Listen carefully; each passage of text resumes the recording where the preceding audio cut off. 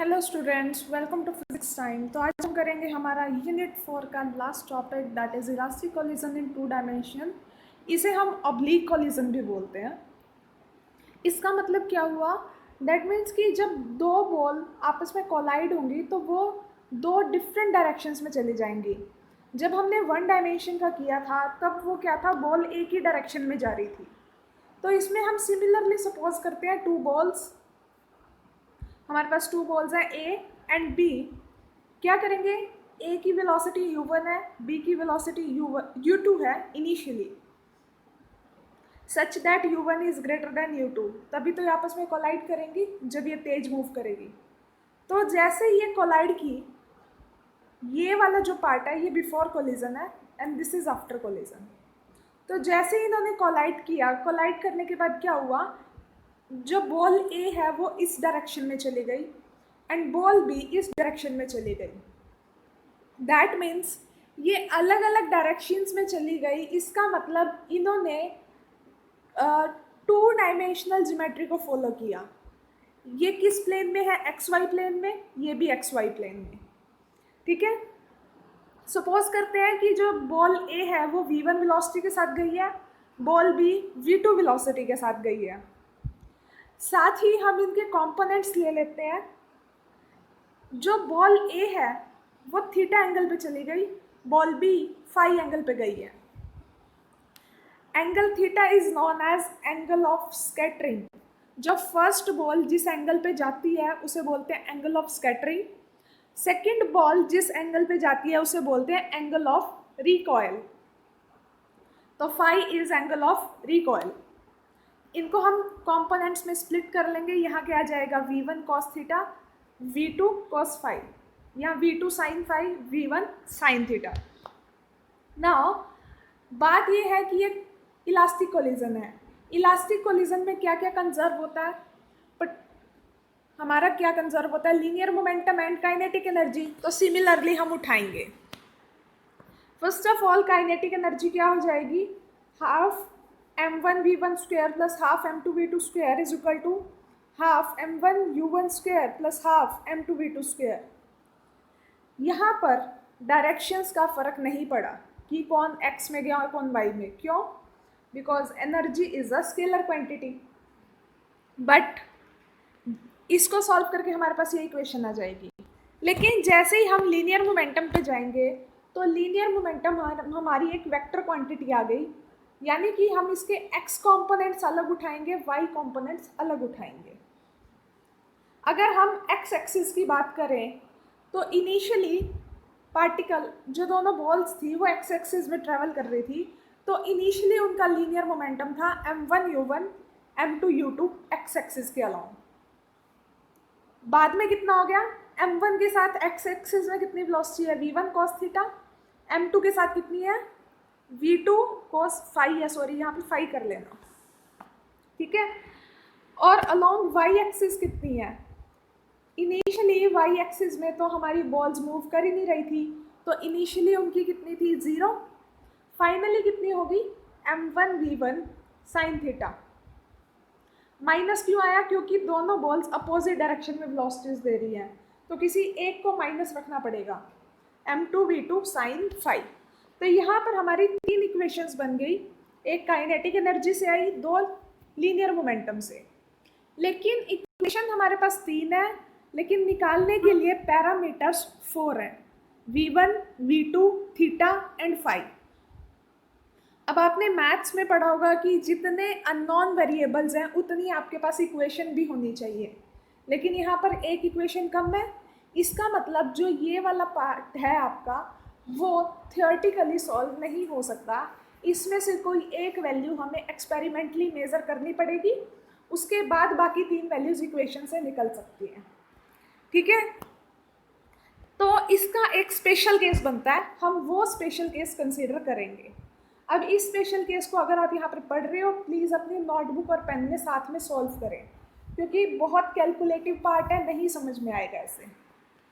तो इस special case में क्या करेंगे? हम दो बॉडीज़ जो हैं दोनों, हम मान लेंगे, सपोज कर लेंगे कि उनका जो मास है सेम है, यानी कि m1 is equal to m2 is equal to m।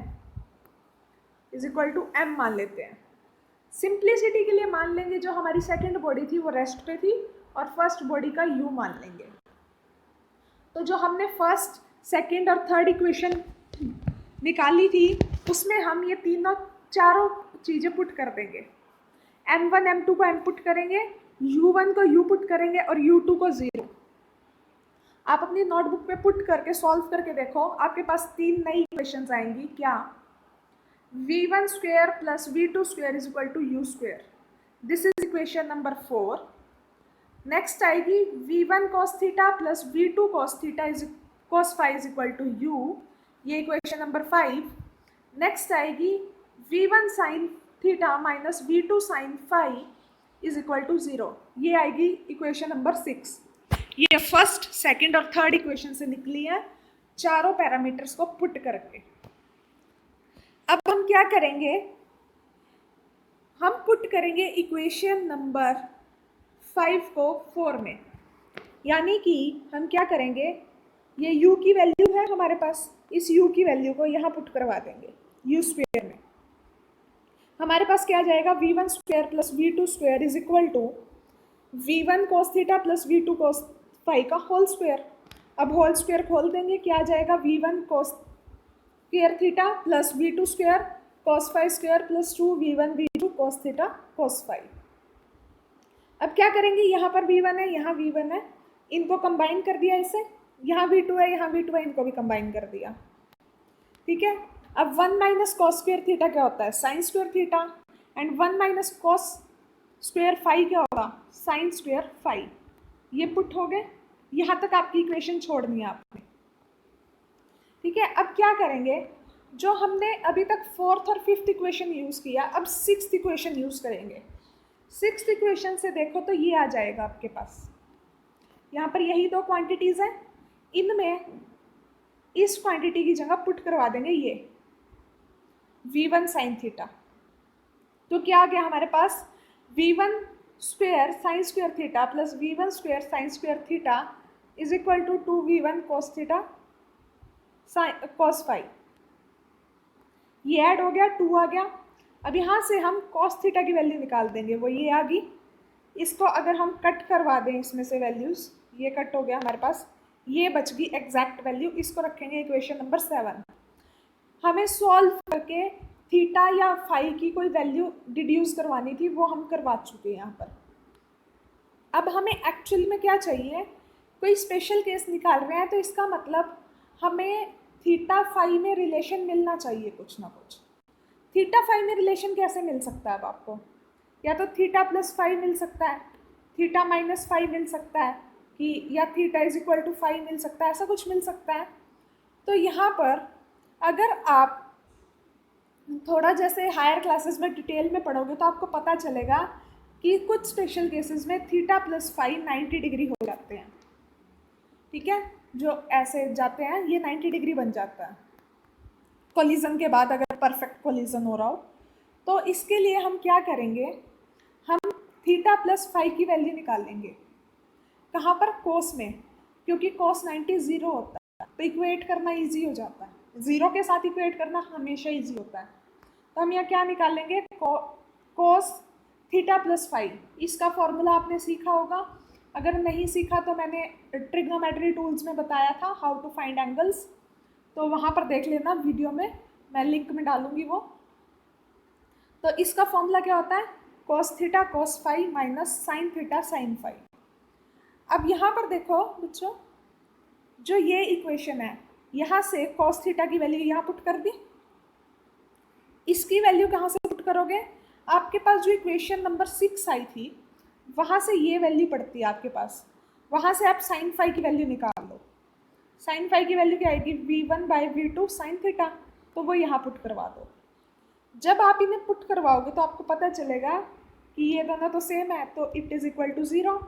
तो कॉस थीटा प्लस फाई किया जाएगा इज इक्वल टू 0, और कॉस की वैल्यू 0 कहाँ होती है, 90 डिग्री पे, यानी थीटा प्लस फाई क्या होता है, 90 degree.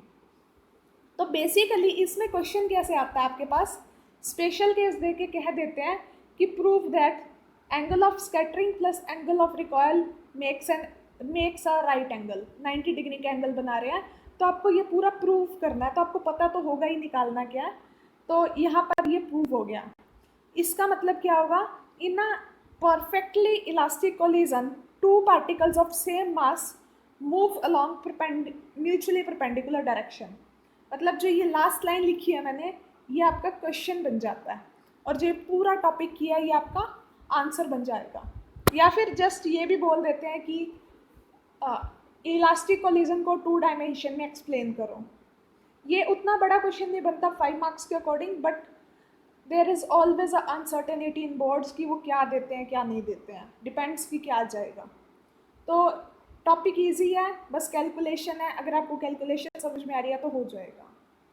Okay, please like the video and subscribe the channel. यहाँ पर आपकी यूनिट ख़त्म होती है, फिर हम स्टार्ट करेंगे नेक्स्ट यूनिट। Thank you.